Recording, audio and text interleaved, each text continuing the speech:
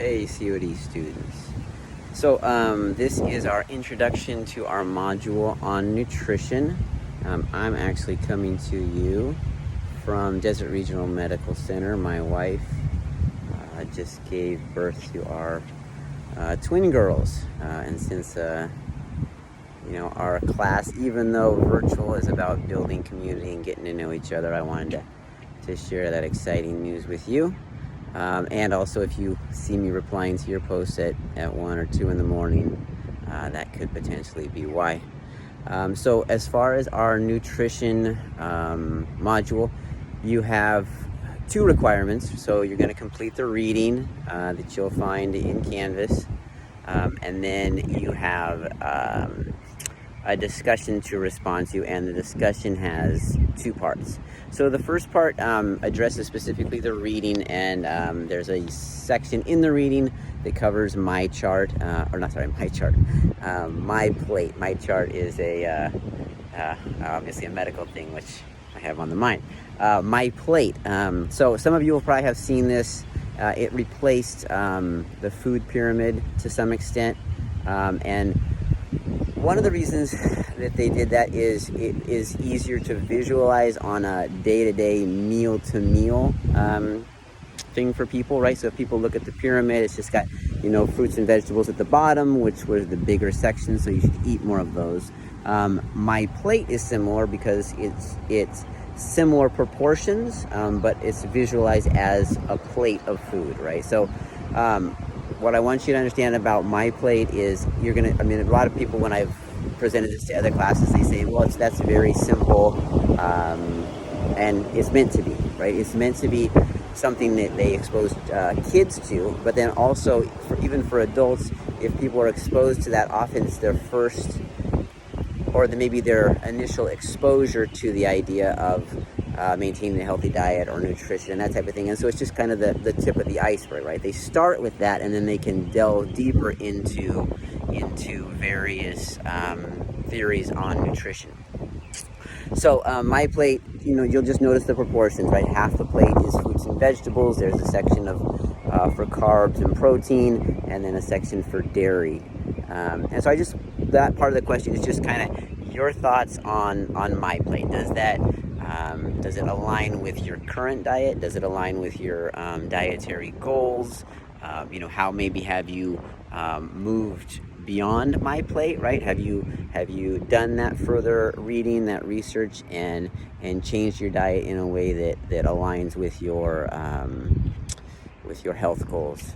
So that's question number 1. You're going to respond there. And then number 2, I took a quote from my favorite book on nutrition. It's called In Defense of Food, and it's by Michael Pollan. I like it because it simplifies the idea of nutrition. And so it kind of circles back to the idea of my plate, right? So my plate is that kind of that initial exposure. Then we do some research into what the experts in nutrition are saying. What the premise behind Michael Pollan's book is that the reason we have fad diets and that we have certain macronutrients, micronutrients kind of be recommended, and then something else we say, avoid this completely, but then eat this, and we kind of cycle through various trends. His premise is perhaps the science of nutrition is not at a level where we fully understand that, and where we can make these recommendations and be 100% certain that they are correct or beneficial, that type of thing. So he breaks it down to 3 very simple rules, and then he obviously explains them further in the book. His 3 rules are eat real food, right? So avoiding processed food, aiming for whole foods, organics. So eat real food, not too much. So it's that idea of all things in moderation, right? So just because, we might say that, hey, vitamin C is great for you or oranges are great for you, doesn't mean that needs to be, 70% of your diet, obviously. So not too much, and just not too much in general, right? The idea of grazing throughout the day rather than 3 huge meals. that type of thing. And then, so eat real food, not too much. And then he says mostly plants, right? So mostly your fruits and vegetables, whole grains, that type of thing. And then the quote that I want you to respond to, I have it on my piece of paper here because I don't have my computer here at the hospital, but is this idea of nutritionism. And that's kind of his premise, is this idea of nutritionism, saying that nutritionism is the idea that, well, we have it all figured out. You know, we know all this and all that, but then things are changing. So perhaps, again, the science of nutrition is not where it needs to be.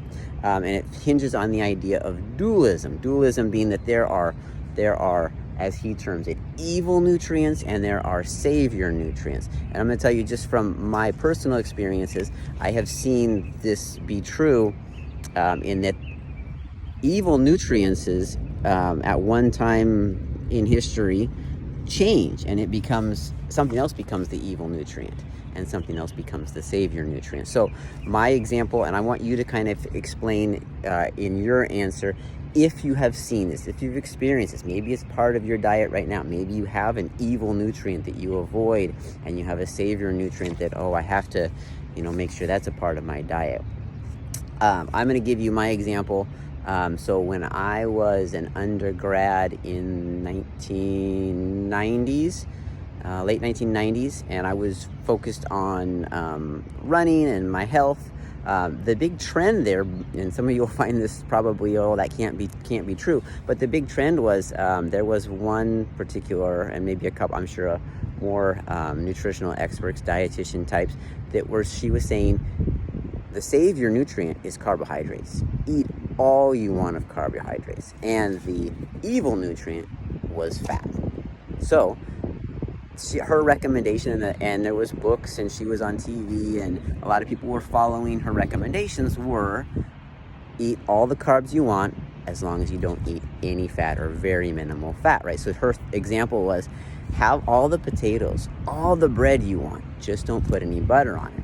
Right now, if you look at what the trend is now, the trend now is completely different from that, right? Carbs are no longer the savior macronutrient, right? They're a lot of people's evil nutrient, and protein or fats, healthy fats maybe are somebody's savior nutrient.